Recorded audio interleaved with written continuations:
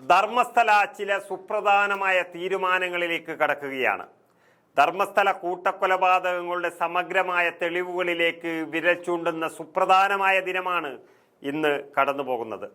ശുചീകരണ തൊഴിലാളി ഉൾപ്പെടെ 6 പേർ മൊഴി നൽകിയ നേത്രാവതി സ്നാനഘട്ടത്തിലെ 13ാം പോയിന്റിലെ നിർണായകമായ തിരച്ചിലാണ് ഇപ്പോൾ നടന്നുകൊണ്ടിരിക്കുന്നത്. അത്യാധുനികമായ സൗകര്യങ്ങളായ ഗ്രൗണ്ട് പെനട്രേറ്റിംഗ് റഡാർ ഉപയോഗിച്ചാണ് ഇപ്പോൾ പരിശോധന നടക്കുന്നത്. ഇത് തന്നെ അന്വേഷണ സംഘത്തിന്റെ ഏറ്റവും വലിയ വിജയമായിട്ട് കാണാൻ വേണ്ടി കഴിയും. ഈ പരിസരങ്ങളിലെ റോഡടച്ചാണ് പരിശോധന നടക്കുന്നത് എന്ന് പറയുമ്പോൾ ഇത് ഏറ്റവും വലിയ മംഗലാപുരം ഭാഗത്തേക്കുള്ള യാത്രാ സൗകര്യങ്ങൾ പോലും റദ്ദ് ചെയ്തുകൊണ്ടാണ് ഇപ്പോൾ അവിടുത്തെ പരിശോധന എന്ന് പറയുമ്പോൾ അന്വേഷണ സംഘം ഏറ്റവും വലിയ തീരുമാനത്തിലേക്ക് കടന്നിരിക്കുന്നു എന്ന് വേണമെങ്കിൽ പറയാം. ഇൻഡോ പാക് അതിർത്തിയിൽ ഉപയോഗിക്കുന്ന GPS സംവിധാനമാണ് ഇപ്പോൾ നടക്കുന്നത്. റഡാർ സംവിധാനത്തിലൂടെ കൂടുതൽ മൃതദേഹങ്ങൾ കുഴിച്ചിട്ടിട്ടുണ്ടോ എന്നറിയാൻ ഇതുവഴി സാധിക്കും. ഇന്നലെ ഇതിന് മുന്നോടിയായി പ്രദേശത്തെ കാട് മുഴുവൻ വെട്ടിത്തെളിച്ചിരുന്നു.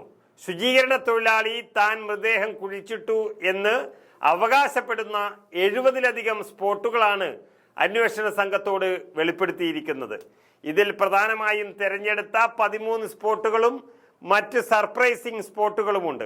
എന്നാൽ ധർമ്മസ്ഥലയിലെ അധികാരികളുടെ പുതിയ അടവുകളാണ് ഇപ്പോൾ പുറത്തു വന്നിരിക്കുന്നത്. വ്യാജ പരാതികൾ പെരുകുന്നു എന്ന ആരോപണമുയർത്തിക്കൊണ്ട് ധർമ്മസ്ഥല സംരക്ഷണ സമിതി അംഗങ്ങൾ പ്രതിഷേധ റാലിയുമായാണ് ഇപ്പോൾ രംഗത്തെത്തിയിരിക്കുന്നത്. ശരിക്കും പറഞ്ഞാൽ ധർമ്മസ്ഥലയിലെ ഇത്രയും വലിയ കൂട്ടക്കൊലപാതകങ്ങൾക്ക് ആരാണ് നേതൃത്വം നൽകിയതെന്ന് അറിയാൻ വേണ്ടി പോവുകയാണ്.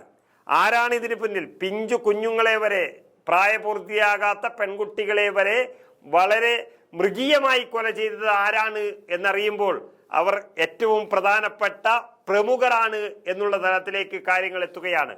അവരൊക്കെ നെട്ടോട്ടത്തിലാണ്.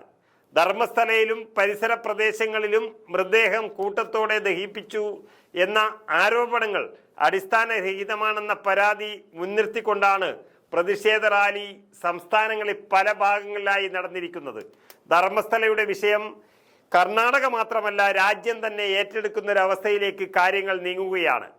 കാരണം ഇത്രയും വലിയൊരു കൂട്ടക്കൊലപാതകങ്ങൾ നടന്നിട്ടും അതിനെ എതിർക്കുന്നവരെ ഇല്ലായ്മ ചെയ്യാൻ വേണ്ടി ആരാണ് ശ്രമിക്കുന്നത്? അവർക്കെതിരെ സംസ്ഥാനത്ത് നിന്ന് മാത്രമല്ല രാജ്യത്ത് നിന്ന് മൊത്തത്തിൽ പ്രതിഷേധം ഉയരുക തന്നെ ചെയ്യും. ധർമ്മസ്ഥലക്കെതിരായ ഗൂഢാലോചന അന്വേഷിക്കാൻ ഒരു പ്രത്യേക അന്വേഷണ സംഘം രൂപീകരിക്കണമെന്നും അവർ സംസ്ഥാന സർക്കാരിനോട് ആവശ്യപ്പെട്ടിട്ടുണ്ട്. അടിസ്ഥാനരഹിതമായ ഈ പ്രസ്താവനകൾക്ക് പിന്നിൽ ഗൂഢാലോചന ഉണ്ട് എന്നാണ് ധർമ്മസ്ഥല സംരക്ഷണ സമിതിയിലെ പ്രമുഖ അംഗമായ ഡോക്ടർ രമേശ് വാദിക്കുന്നത്. അപ്പോൾ സ്പോട്ട് ചെയ്ത പ്രദേശങ്ങളിൽ നിന്ന് ലഭിച്ച അസ്ഥികൾ എവിടെ നിന്നുണ്ടായത് എന്ന് അവർ തന്നെ മറുപടി നൽകേണ്ടതുണ്ട്. ഭക്തിമാർഗത്തെ കൂട്ടുപിടിച്ച് തങ്ങളുടെ ക്ഷേത്രത്തിന്റെ പേര് മുൻനിർത്തിയാണ് പുതിയ കഥകൾ ചമയ്ക്കപ്പെടുന്നത്. ഏതായാലും ഒരു കാര്യം ഉറപ്പാണ്, ആരാണോ ധർമ്മസ്ഥലയിൽ ഇത്രയും വലിയൊരു കൊലപാതക പരമ്പരയ്ക്ക് തുടക്കം കുറിച്ചത് അവർ കുടുങ്ങാൻ പോവുകയാണ്. ധർമ്മസ്ഥല എന്ന വലിയ ക്ഷേത്രം അല്ലെങ്കിൽ ദൈവത്തിന്റെ പേര് പറഞ്ഞ് ആരാണോ ഇതിന്റെ പിന്നിൽ കളിച്ചത് അവരൊക്കെ കുടുങ്ങാൻ പോവുകയാണ്.